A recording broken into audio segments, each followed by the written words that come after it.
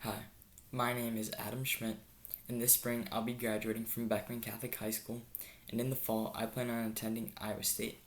I plan on bringing my pro-life message to Iowa State's campus by being very active in the Catholic Church on campus and not being afraid to tell my friends about my own beliefs. Every day in the United States, there are over 2,400 abortions.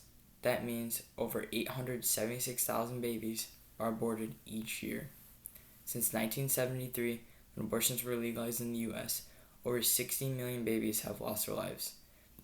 Each and every one of those babies had their whole lives ahead of them. However, their time was cut short. Every child has the potential to make a difference in our world. Sadly, these children were never able to fulfill that potential due to the actions of their parents and the misconception about when life truly begins. Any one of these babies could have become the leading scientist for the cure of cancer or the next great president. Innocent lives are taken every day because people do not realize the true value of life. We need to be a voice for the voiceless. One of the misconceptions about abortions is that people do not believe life begins until after birth. This has been proven false. Within 3 weeks after conception, a baby's eyes, spinal cord, and brain begin to develop.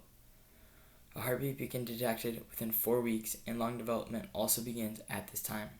After 7 weeks, muscles and nerves begin to work together, and the baby can move.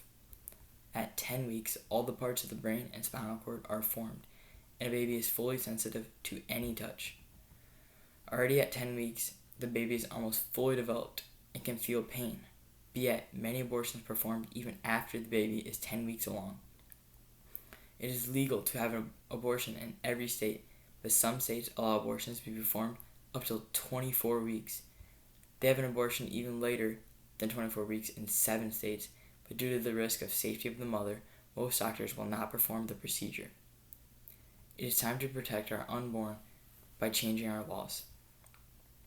In the states of California, Washington, and New Jersey, it is legal for a girl under the age of 18 to get an abortion without a parent's knowledge or consent. In the state of Washington, it is legal to get tattooed under the age of 18. In California, it is illegal for anyone under the age of 18 to use a tanning bed. And in New Jersey, it is against the law for anyone under 18 to get a body piercing without consent. Yet, somehow, these states find it acceptable to allow young women to make a life-changing decision without their parents' knowledge. This is just one example of the many where our laws need to be changed and political leaders need to take action. Some might say they decided to give an abortion because their child might have a mental or physical disability. Who are we to judge the value of life? We are all created in God's image and likeness. As said in Ephesians chapter 5, verse 21, submit to one another out of the reverence for Christ. I have a cousin who is autistic and nonverbal. He's a bright young man and is always lighting up the room with a big smile. He loves to paint and he likes to work with his hands.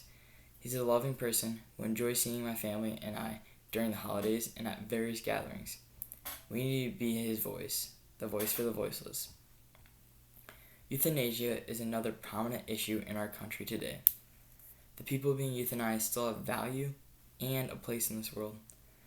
When people are euthanized, we, as society, fail to see the intrinsic worth of what they have and their dignity.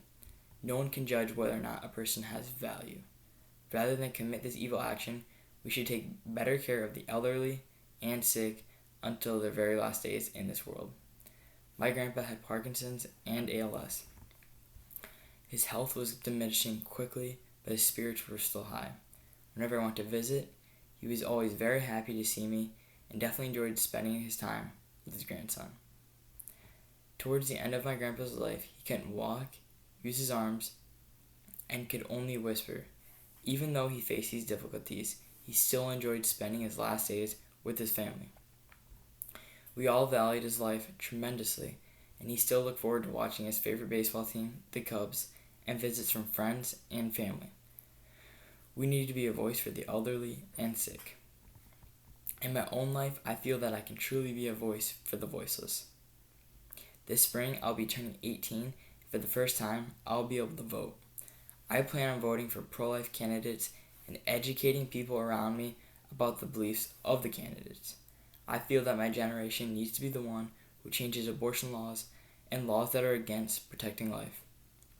As a young person, I think it's important I share my moral values with others and that I vote for politicians who have the same values as me.